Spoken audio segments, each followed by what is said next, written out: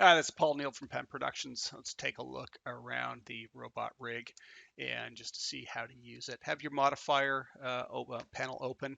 You'll notice that it updates really quickly because the attribute holder is on top, just stopping it from displaying anything that's unnecessary for modifiers that don't have any controls on them. We have the root control down at the bottom, which should move the entire character. And we have the foot controls that allow us to be able to control the feet and be able to rotate the feet. As well, you'll notice that everything's automated. The flaps around the feet are automated, pushing out of the way and whatnot. The knees are also automated. If you pull the leg too far, it'll stretch itself down so that those knee flaps are nice and they're automated, pushing down out of the way and look kind of cool. I've also, as I just noticed, some things are still showing. I have the rig broken down into 3 layers. If you hide the rig, you won't see any of the bones or parts sort of sticking out of it. Then all the control objects and all the mesh objects. To control the foot roll and whatnot, there's a single control object, and it is designed to try and make it easy. Slide it forward and backwards, and you'll kind of have a stepping action. Slide it up and down, it'll roll onto the toe. You can grab both at once and kind of go through a full stepping motion if you like.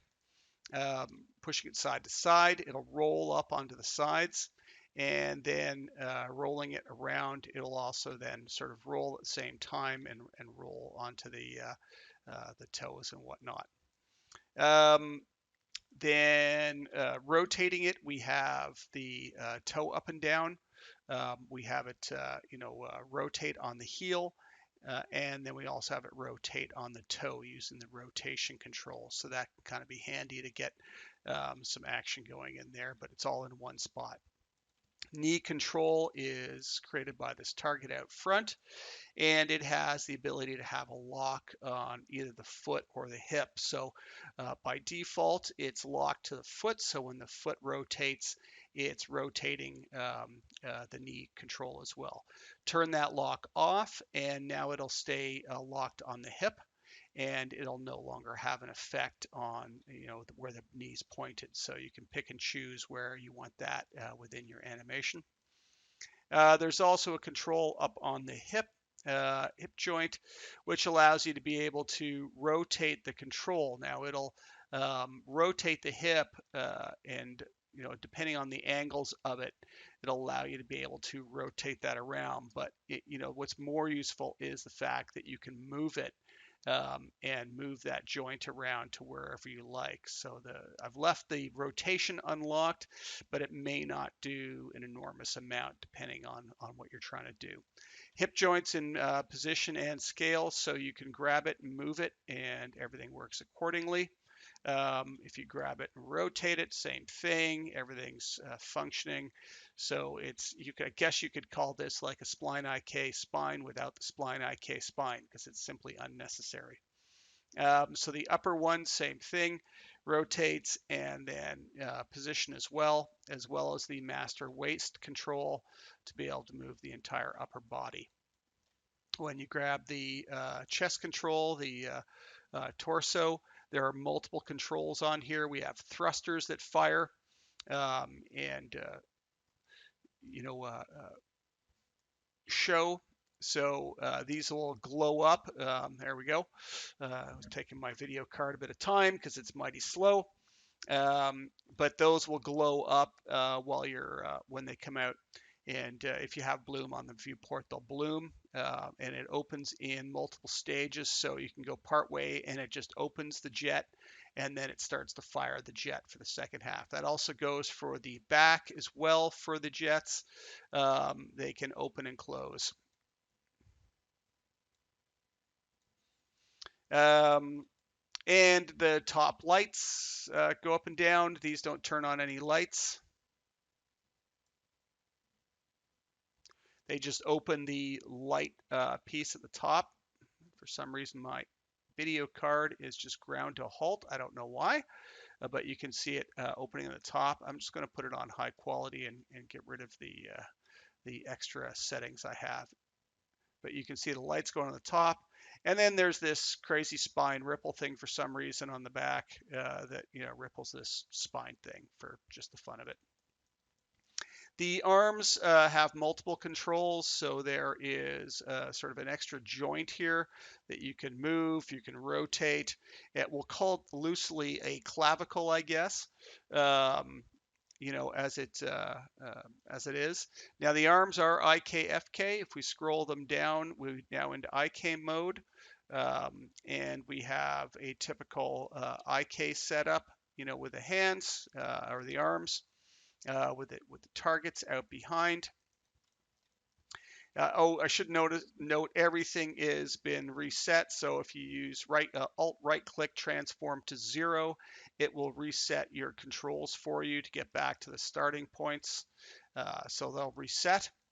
And so the hands are actually a two-part system. Looks like I'm missing one. And I wonder if, yes, it's in the wrong spot.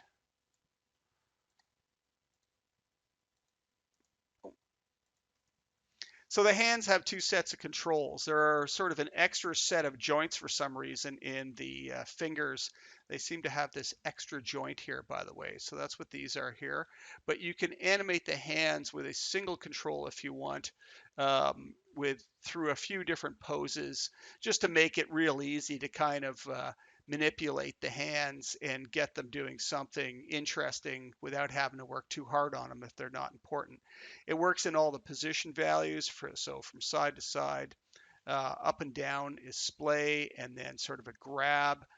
Front to back is a fist, and an open and out. And again, you can use combinations of those. There is no rotation on them, however. I didn't hook up anything for the rotation values.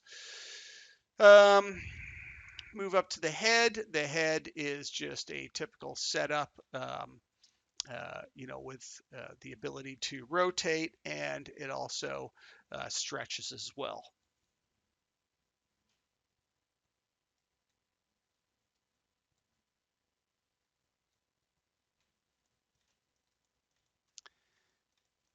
That's about it. There's already lights for the that turn on. So deleting the lights in the scene, don't delete the 3 that are on the character, or else you'll have to manually handle those yourself. But they automatically turn on when when they're open. So when the thruster opens, you can see it automatically turns on a light and initializes the light, so you can see it.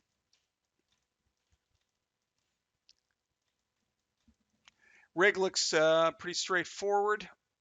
It is pretty basic bone rig. There are hundreds of point helpers in the scene that are all turned off their display properties, so that you don't have to look at them. Even if you do unhide them, they don't actually exist in the scene. Their display properties are disabled. To get at those, I have tool sets where I have the ability to show them all, so I can show all the point helpers. So there's all the point helpers that are being utilized to rig the character. I have them set with specific properties on, and this tool allows me to be able to turn off all the properties, but remember which properties to turn back on again, if you decide that you need to see them. The character is color coded red and green because it's the only international color coding of left and right that I know of, or port and starboard.